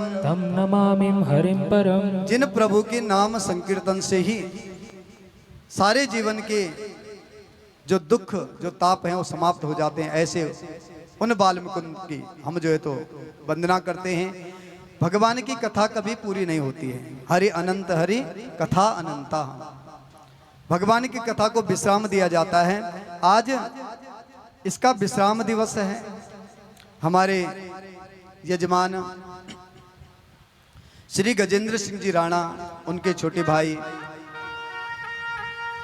अनिल सिंह राणा अपनी पत्नियों के साथ अपने ज्येष्ठ पिता स्वर्गीय श्री सूरज सिंह जी, उनकी धर्मपत्नी भानुमति देवी, सब परिवार, उनके पुत्र वधू पौत्र, सबने जो है तो बढ़ चढ़ करके इसमें अपनी अपनी भूमिका निभाई। उनके दूसरे बड़े ताऊ जी श्री बाल सिंह जी राणा, उनकी धर्मपत्नी चंद्रा देवी, अपने पुत्र वधू, अपने पौत्र सकुटुंब परिवार को लेकर के, उनके चाचा श्री विक्रम सिंह राणा जी, धर्मपत्नी सत्येश्वरी देवी, इनको व्यासपीठ से बहुत साधुवाद, आपके घर में सुख ऐश्वर्य की वृद्धि हो। और इनके छोटे अनुजों ने जिस प्रकार से अश्वमेध यज्ञ जब युधिष्ठिर जी ने कराए तो छोटे भाइयों ने सबने साथ दिया और युधिष्ठिर जी तो बैठे रहे। उनको कुछ पता नहीं चला कि कैसे ये कार्य हो रहा है। तो हमारे यजमान गजेंद्र सिंह जी हमसे कह रहे थे, गुरुजी पता ही नहीं चला कि 7 दिन कैसे व्यतीत हो गए। तो मैं तो सोच रहा था कि इतना बड़ा यज्ञ अनुष्ठान कैसे होगा, परंतु कहते मैं तो बैठा रहा और छोटे भाइयों ने इतना प्रेम दिया कि कहा भाई साहब आपको केवल बैठना है, काम तो हम करेंगे और छोटों का फर्ज भी होता है ना। यहाँ इनके छोटे भाई विजेंद्र सिंह जी राणा, इनकी धर्मपत्नी बिंदु देवी, सब परिवार सहित इनके दूसरे भाई मनोज सिंह जी राणा, धर्मपत्नी सुनीता देवी, इनके छोटे भाई विनोद सिंह जी राणा, इनकी धर्मपत्नी रेखा देवी, अनिल सिंह जी राणा, इनकी धर्मपत्नी विजय लक्ष्मी, प्रमोद सिंह जी राणा, इनकी धर्मपत्नी नीलम देवी, विमल सिंह जी राणा, इनकी धर्मपत्नी मंजू देवी, रमेश सिंह जी राणा, इनकी धर्मपत्नी बीना देवी, और सुनील सिंह जी राणा, इनकी धर्मपत्नी अंजू देवी, राजेश सिंह जी राणा, इनकी धर्मपत्नी राखी देवी, त्रिलोक सिंह जी राणा, इनकी धर्मपत्नी यशोदा देवी। देखो ये 9 भाई हैं, 10वें अपने आप हैं। हमारी माता सुशीला देवी ने माना अपने घर में 9दा भक्ति छोड़ी हो। जब जीवन में 9दा भक्ति आती है ना, तब 10वां परमात्मा मिलता है। श्रवणम कीर्तनम विष्णु स्मरणम पाद सेवनम अर्चनम बंदनम दास्या सख्य आत्मनिवेदनम। जब ये 9 भक्ति प्राप्त हुई, 10वां पुत्र गजेंद्र से प्राप्त हुआ, जिसने अपने छोटे भाइयों को साथ लेकर के आज अपने माता पिताओं का उद्धार करवाया। इनके जो बहन पक्ष है, जो ध्यानियां होती है, उनका भी रहती तो अपने ससुराल में है, परंतु मन जो है तो प्रत्येक क्षण अपने मेरी माताओं का, मेरी बहनों का, अपने मैके में बराबर रहता है। तो बढ़ चढ़ करके साथ दिया अपने भाइयों का।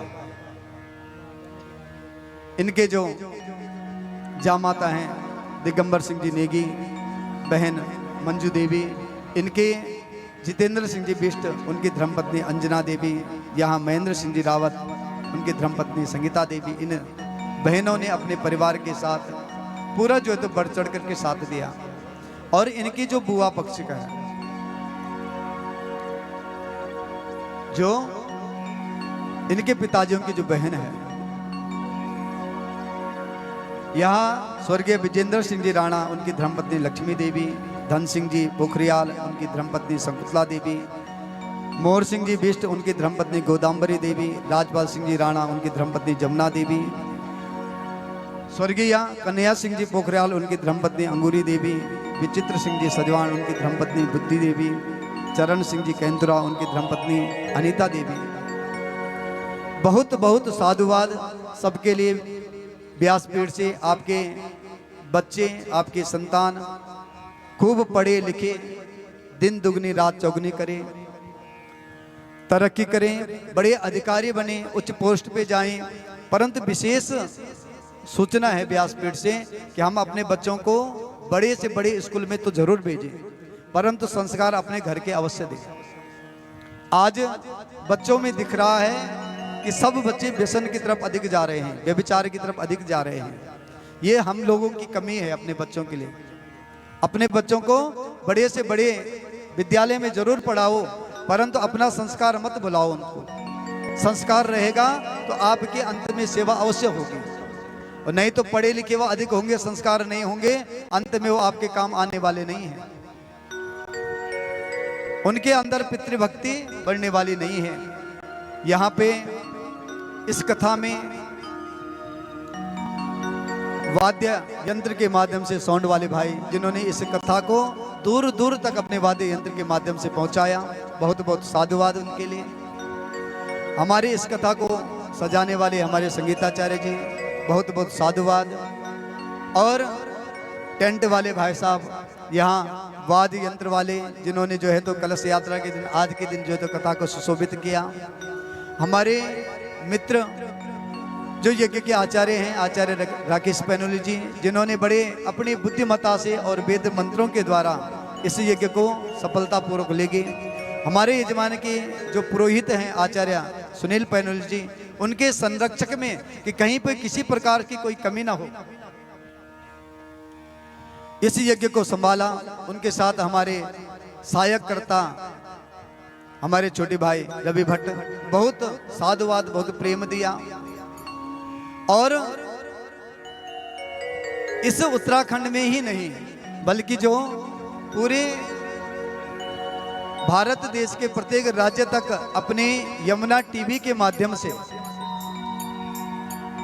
अपने यमुना टीवी चैनल के माध्यम से इस कथा को प्रत्येक शहर में पहुंचाया। ऐसे हमारे छोटे भाई प्रमोद अवस्थी जी, उनका बहुत बहुत साधुवाद।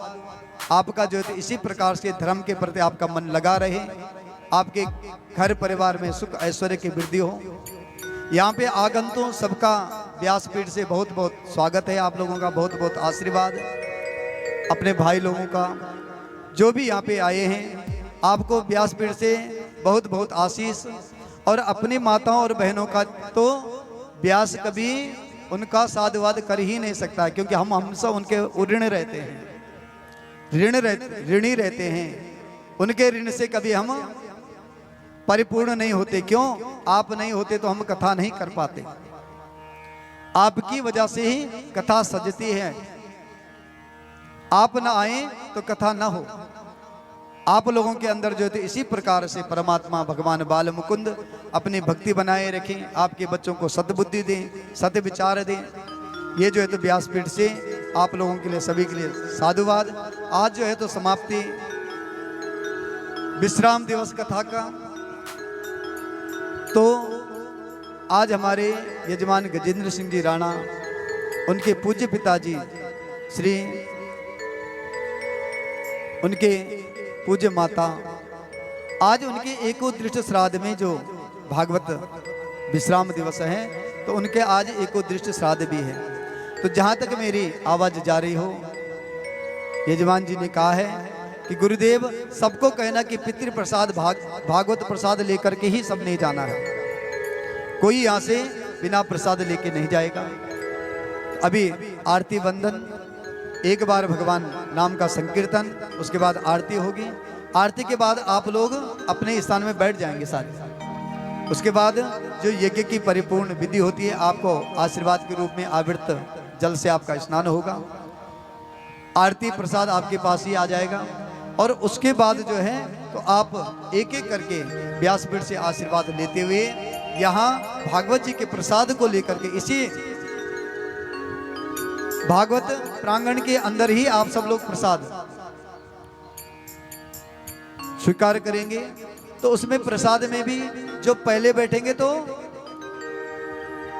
दूसरे लोग उनको प्रसाद बांटेंगे। ऐसे नहीं कि हमारे गजेंद्र भाई पे ही सारा विचार छोड़ दें, वही अकेले बेचारे किस किस को कैसे व्यवस्था करेंगे। तो पहले बैठेंगे तो दूसरे वाले उनको भोजन परोसेंगे, और उसके बाद जो भोजन पहले खा चुके हों, जो प्रसाद ले चुके हों, उसके बाद जो बांट रहे थे उनको जो है तो वो भोजन करवाएंगे। प्रेम की भाषा देते हुए एक दूसरे के प्रति हमारी कितनी प्रेम है, कितनी भक्ति है, यह कथा के अंतिम दिवस में देखा जाता है। ऐसा नहीं कि आपने प्रसाद लिया और भाग गए, बिना सेवा किए हुए वो प्रसाद पचता नहीं है।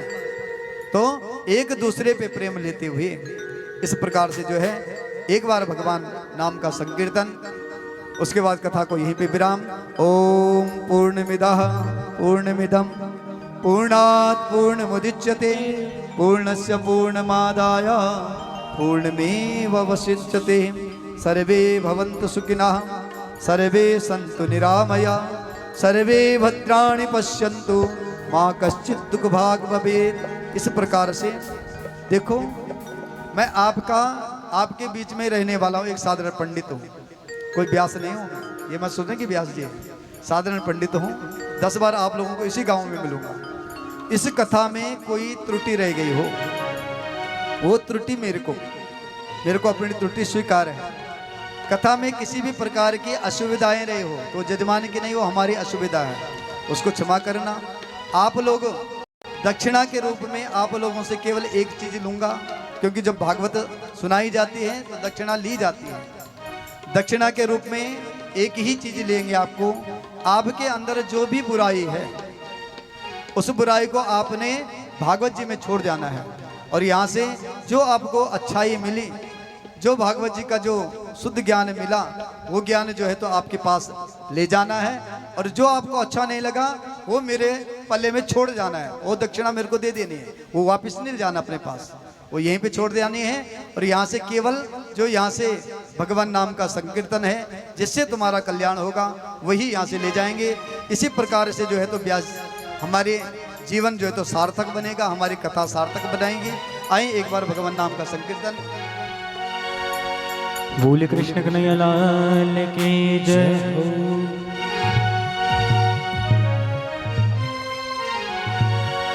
हो मेरा मन माँ बसीगे तन माँ बसीगे, प्यारो का ना दुलारो का ना। ओ मेरा मन माँ बसीगे तन माँ बसीगे, प्यारो का ना। मेरा मन माँ बसीगे तन माँ बसीगे, प्यारो का ना। मेरा मन माँ बसीगे तन माँ बसीगे, प्यारो का ना। प्यारो का ना दुलारो का ना, प्यारो का ना दुलारो का ना। प्यारो का ना दुलारो का ना, प्यारो का ना दुलारो का ना। ओ मेरा मन माँ बसीगे तन माँ बसीगे, प्यारो का ना दुलारो का ना। ओ मेरा मन माँ बसीगे तन माँ बसीगे, प्यारो का ना दुलारो का ना।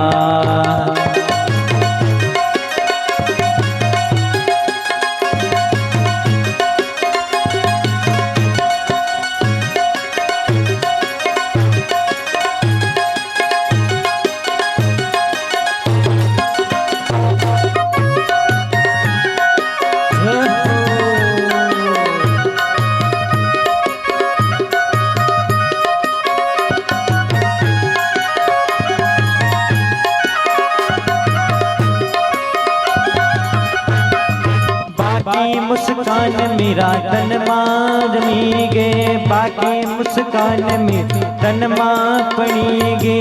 बाकी मुस्कान मेरा मन माँ बसीगे, बाकी मुस्कान मेरा मन माँ बसेंगे, बाकी मुस्कान मेरा चित माँ चुड़ेंगे, बाकी मुस्कान मेरा चित माँ चुड़े।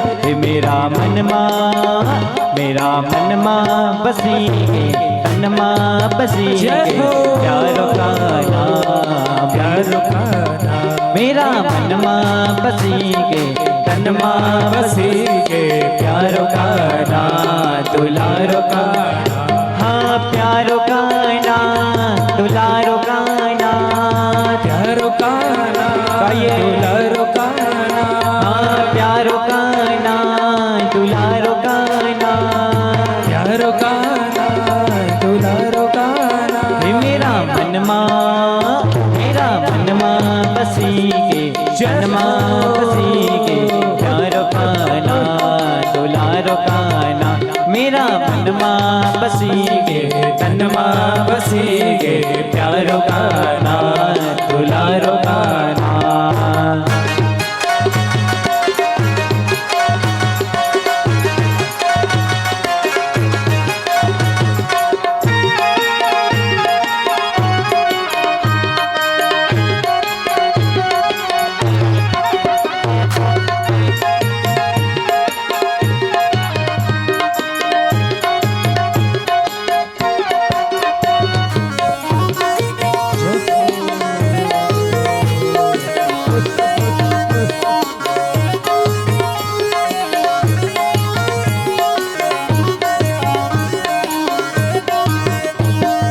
बांसुरी की भौण सुनी मथुरा माएगे, बांसुरी की धुन सुनी मथुरा माएगे, मथुरा में आएगे राधा, मथुरा माएगे, मथुरा माएगे राधे, मथुरा माएगे। हाँ बांसुरी की भौण सुनी मथुरा रमेगे, बांसुरी की धुन सुनी मथुरा माएगे।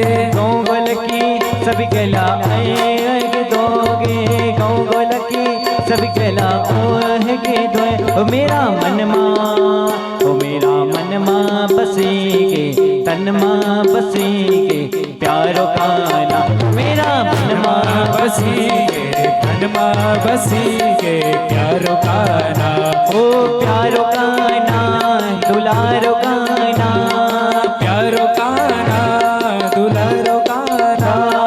प्यारो का नाम, दुलारो का नाम, प्यारो का नाम, दुलारो का नाम। ओ मेरा मन माँ बसेंगे, तन माँ बसेंगे, प्यारो का नाम। ओ मेरा मन माँ बसेंगे, तन माँ बसेंगे, प्यारो का नाम। ओ मेरा मन माँ बसेंगे, तन माँ बसेंगे, प्यारो का नाम। ओ मेरा मन माँ बसेंगे, तन माँ बसेंगे, प्यारो का नाम। ओ मेरा मन माँ बसेंगे, तन माँ बसेंगे, प्यारो का नाम। ओ मेरा मन माँ बसेंगे, तन माँ बसेंगे, प्यारो का नाम।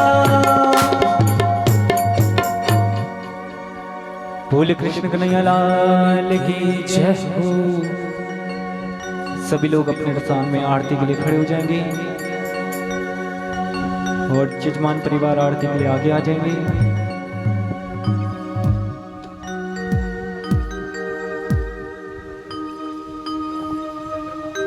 ओम हरिः ओम चंद्रमा मनशो जात चक्षुः सूर्यो अजायता श्रोत्राद्वायुश्च प्राणशमुखा दग्निरजायता दीपो ज्योति परं ब्रह्म दीपो ज्योतिर्जनार्दनः दीपो हरन्तु मे पापं पूजा दीपं नमोस्तुते ज्वालात्रयालवत्युग्रा महिष्यासुरसुन्दरं त्रिशूलं पादुनो बीते भद्रकाली नमोस्तुते।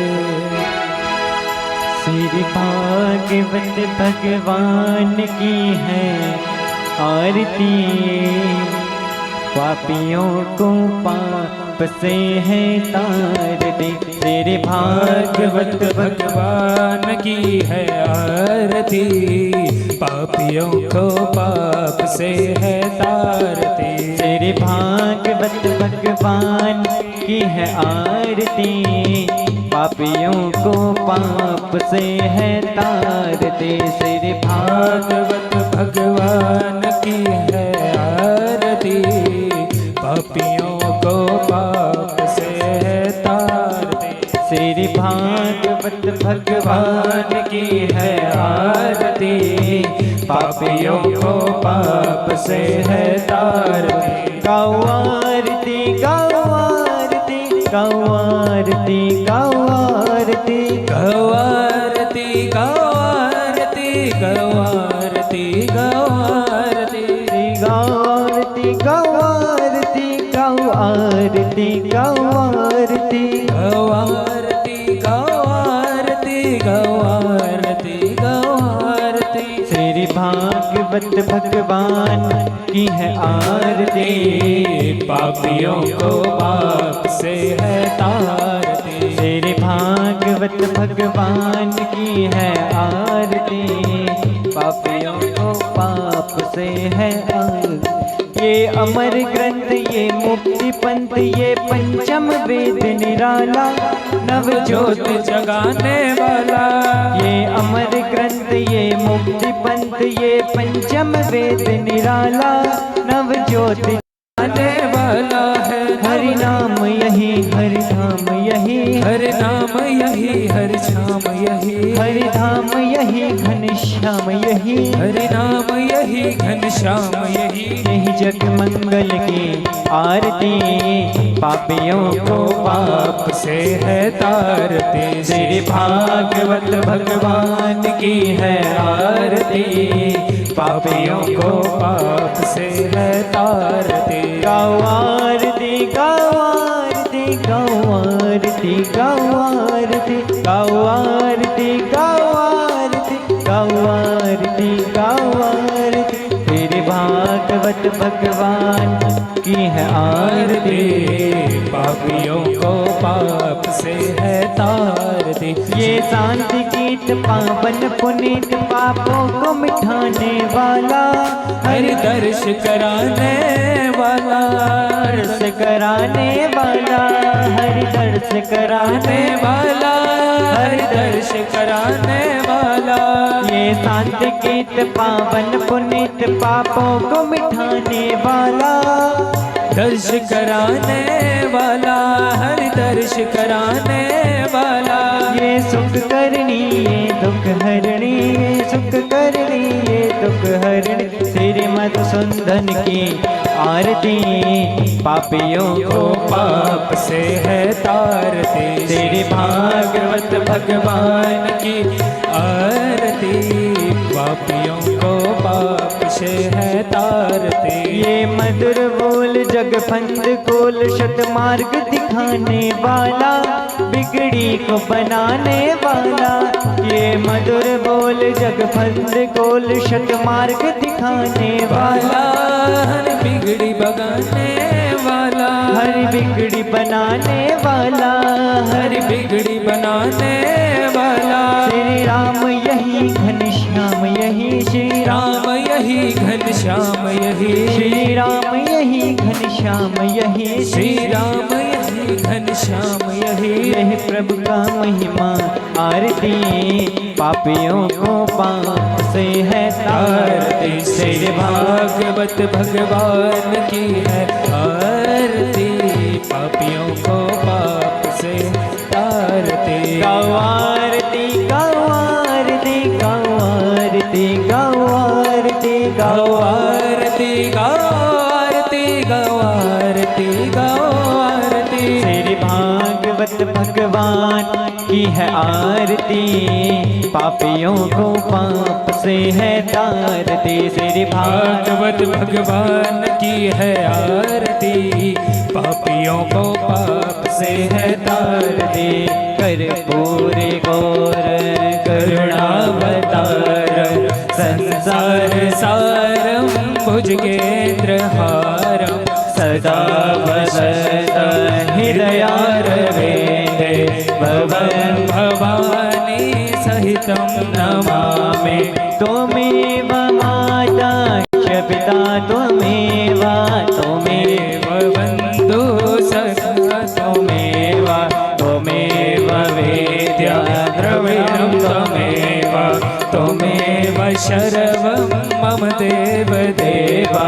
देवी प्रभु नाथ हरि प्रसिद्धा प्रसिद्ध माता जगतों के लक्ष्य प्रसिद्ध विश्वेश्वर पाहि विश्व तुम्हें शरीर प्राचरशा नागेन्द्र हाराय त्रिलोचनाय भस्मकरागाय महेश्वराय नुद्याय शोदाय दिवकराय तस्मै मकराय नमः शिवाय पवन तनय संकट हरण मंगल मूर्ति रूप राम लखन सीता सहित हृदय बसो सुरभूप सीता राम राम राम सीता राम राम राम सीता राम राम राम सीता राम राम राम सीता राम राम राम सीता राम राम राम सीता राम राम राम सीता राम राम राम सीता राम राम राम सीता राम राम राम सीता राम राम राम सीता राम राम राम ओ सीता राम राम राम सीता राम राम राम सीता राम